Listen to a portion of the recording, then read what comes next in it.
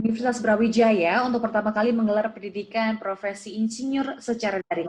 Ini memang salah satu upaya Universitas Brawijaya untuk menggelar profesi insinyur secara daring. Dan untuk itu kita akan mengetahuinya lebih lanjut. Dan saat ini kita sudah terhubung dengan Profesor Lutfi Jakfar dari Pasca Sarjana Pendidikan Profesi Insinyur Universitas Brawijaya. Halo Profesor, apa kabar Profesor Lutfi? Kabar baik, Mbak Belinda. Selamat pagi. Selamat pagi, Profesor. Oke, Profesor, saya ingin bertanya. Ini kan beberapa waktu lalu Pasca Sarjana juga menggelar pendidikan insinyur secara daring, begitu ya, Prof ya? Ini untuk penyelenggaraannya seperti apa, Prof? Untuk pendidikan daring ini? Baik.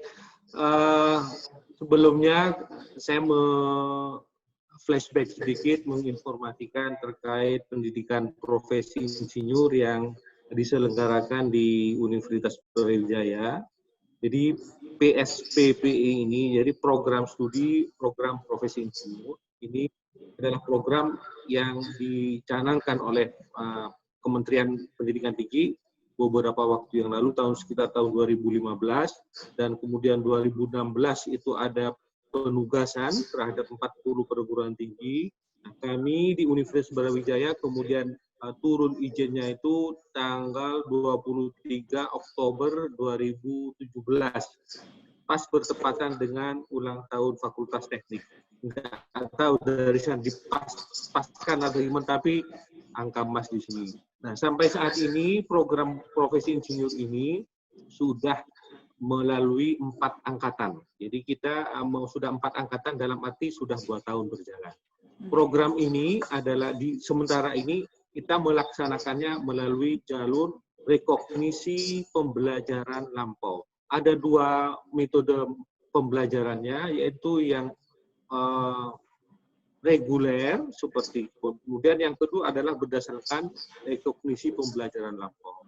Nah, sampai saat ini kita masih menggunakan metode rekognisi pembelajaran lampau, di mana proses pendidikan itu dilakukan dengan tidak perlu kemudian bertatap muka sebagaimana tradisional program pendidikan reguler, namun dilakukan dengan proses portofolio.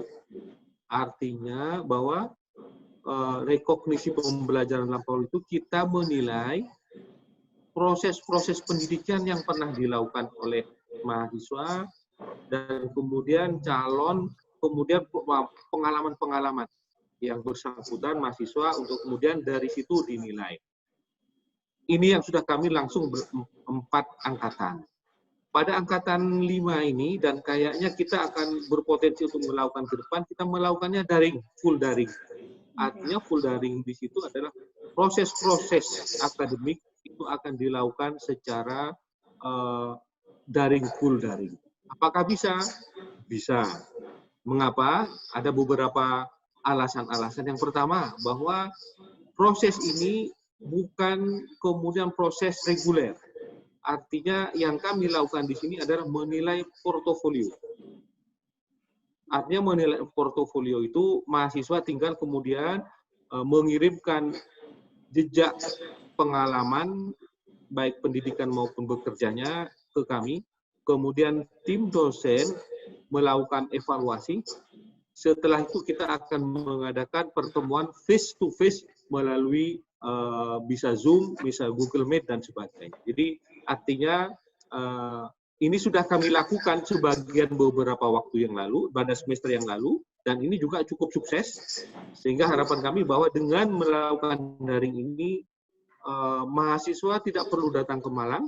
Bagi mahasiswa yang ada bahkan ada di luar negeri sekalipun, misalkan kemudian dari Malaysia dan sebagainya, bisa menggunakan metode ini karena cukup fleksibel dengan kondisi ini. Begitu, Mbak Linda. Oke, berarti ini memang ditujukan untuk para mahasiswa begitu ya, Prof ya?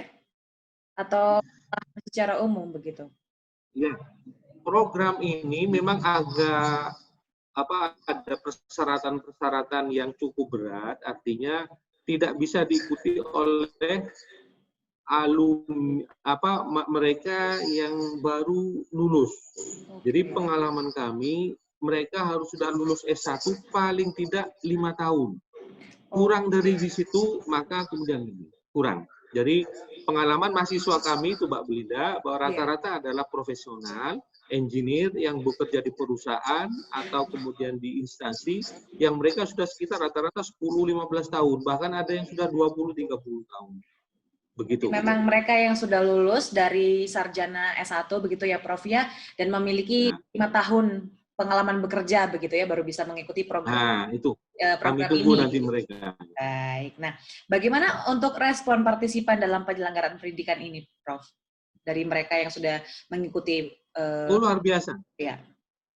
Iya. Jadi respon dari kita angkatan pertama itu awal itu 23 mahasiswanya, namun terus meningkat. Nah, yang semester yang angkatan 4 ini 55. Jadi proses kalau kita melihat peningkatannya lumayan besar. Nah, kita ini untuk yang angkatan 5 saat ini masih dalam proses pendaftaran. Karena masih yang belum mulai, dan responnya cukup baik. Karena apa? Karena program ini diperlukan oleh engineer. Mereka yang ingin berpraktek keinsinyuran. Karena Undang-Undang Nomor 11 Tahun 2004 mensyaratkan, ini Mbak saya, mensyaratkan setiap orang yang ingin berpraktek keinsinyuran harus mempunyai gelar insinyur. Artinya gelar insinyur itu adalah gelar yang dikeluarkan pasca S1, bukan gelar S1. Jadi artinya mereka yang lulus tahun 9, seperti saya dulu, lulus tahun 88, itu sudah insinyur. Nah, bukan itu. Karena insinyur yang tahun 88 itu adalah insinyur S1. Yang disebut dengan insinyur berdasarkan undang-undang adalah setelah S1. Demikian.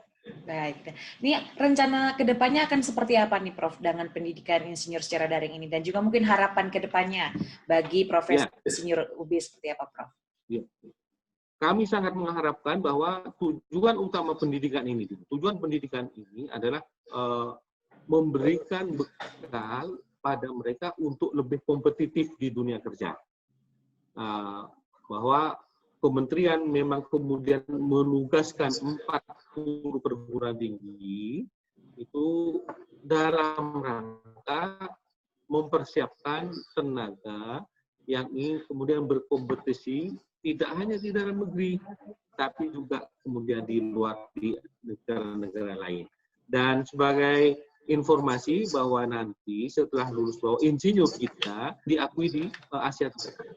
Ya, artinya bahwa harapannya nanti bahwa dengan sudah mengikuti ini, yang kami kemudian combine dengan bekerja sama dengan PI, bahwa para mahasiswa lulusan ini sudah satu paket mendapatkan insinyur dan kemudian insinyur profesional. Bagian.